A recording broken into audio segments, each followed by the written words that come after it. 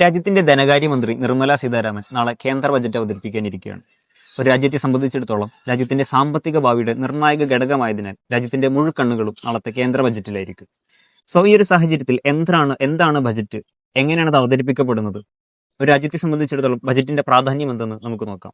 Indian ഭരണഘടനയുടെ article 112 അനുസരിച്ച് രാജ്യത്തെ സാമ്പത്തിക വർഷത്തിലെ ഗവൺമെന്റിന്റെ വരുമാനത്തിന്റെയും ചെലവിന്റെയും ഏകദേശ പ്രസ്താവനയാണ് രാജ്യത്തിന്റെ സാമ്പത്തിക വർഷത്തിന്റെ തുടക്കത്തിൽ ഗവൺമെന്റ് ബജറ്റ് അവതരിപ്പിച്ചിരിക്കണം.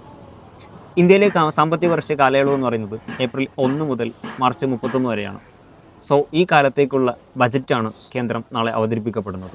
ഒരു സാമ്പത്തിക വർഷത്തിലെ ഗവൺമെന്റിന്റെ വരുമാനത്തിന്റെയും ചെലവുകളുടെയും വിശദാംശമാണ് ബജറ്റ് എന്ന് പറയുമ്പോൾ അതിൽ പ്രധാനമായി ഉൾപ്പെടുന്ന ചെലവുകൾ പ്രതിരോധം, ജനങ്ങളുടെ ക്ഷേമത്തിനായുള്ള പദ്ധതികൾ, ശമ്പളം എന്നിവയൊക്കെയാണ്. അതേസമയം ഗവൺമെന്റിന്റെ വരുമാന മാർഗങ്ങളായ നികുതി, പൊതു കമ്പനികളിൽ നിന്നുള്ള വരുമാനം എന്നിവയൊക്കെയാണ് പ്രധാന വരുമാന മാർഗങ്ങൾ. ബജറ്റിനായുള്ള ഒരുക്കങ്ങൾ ഏകദേശം 6 മാസം മുമ്പ് ആരംഭിക്കും. സാധാരണയായി ഇന്ത്യയിൽ സെപ്റ്റംബർ മാസത്തിലാണ് ആരംഭിക്കുന്നത്. പാർലമെന്റിൽ രാജ്യത്തിന്റെ രാഷ്ട്രപതിയുടെ അനുമതിയോടുകൂടി ബജറ്റ് അവതരിപ്പിക്കുകയും ശേഷം ഇരുസഭകളിൽ പാസ്സാക്കിയതിനു ശേഷമാണ് രാജ്യത്തെ സാമ്പത്തിക വർഷമായ ഏപ്രിൽ 1 ഇത് പ്രാബല്യത്തിൽ വരുന്നത്.